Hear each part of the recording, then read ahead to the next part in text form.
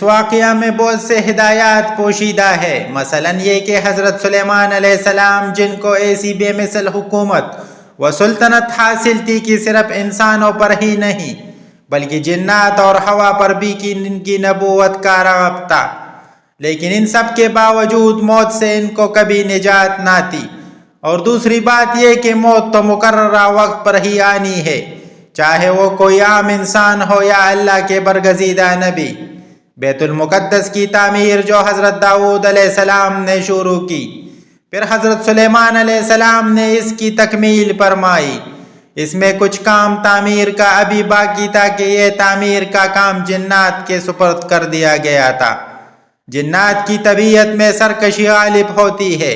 حضرت سلیمان علیہ السلام کے خوف سے جنات کام تو کر رہے تھے، لیکن ان کی وفات کا جنات کو اگر علم ہو جاتا تو فوراً کام چھوڑ کر بیٹھ جاتے اور تعمیر ادھوری رہ جاتی۔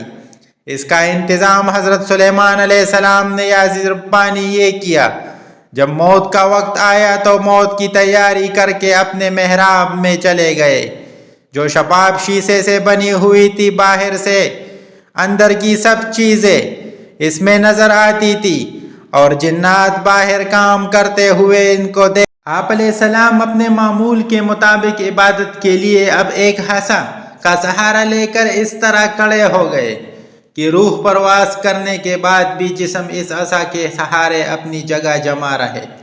حضرت سلیمان علیہ السلام کی روح وقت مقرر پر قبض کر لی گئی، مگر وہ اپنے عصا کے سہارے اپنی جگہ کھڑے ہوئے۔ باہر سے ایسے ہی نظر آتے تھے کہ عبادت میں مشغول ہے۔ جنات کی یہ مجال نہ تھی کہ پاس آ کر دیکھ سکے۔ حضرت سلیمان علیہ السلام کو زندہ سمجھ کر کام میں مشغول رہے، یہاں تک کہ سال بھر گزر گیا اور تعمیر بیت المقدس کا بقیہ کام پورا ہو گیا۔ تو اللہ تعالیٰ نے گن کے کیڑے کو، جس کو اردو میں دمک اور قرآن مجید نے اس کو دابت الارض کے نام سے موسوم کیا ہے، عصا سلیمانی پر مسلط ہو کر دیا۔ دیمک نے عصا کی لکڑی کو اندر سے کھا کر کمزور کر دیا۔ عصا کا سہارا ختم ہوا تو حضرت سلیمان علیہ السلام گر گئے۔ اس وقت جنات کو ان کی موت کی خبر ہوئی۔ یہاں یہ بات قابل غور ہے کہ جنات کو اللہ تعالیٰ نے دور دراز کی مسافت چند لمحات میں طے کر لینے کی قوت عطا فرمائی ہے۔ وہ بہت سے ایسے حالات و واقعات سے واقف ہوتے تھے جن کو انسان نہیں جانتے۔ جب وہ انسانوں کو ان واقعات کی خبر دیتے تو انسان یہ سمجھتے تھے کہ یہ غیب کی خبر ہے، اور جنات کو بھی علم غیبت حاصل تھی۔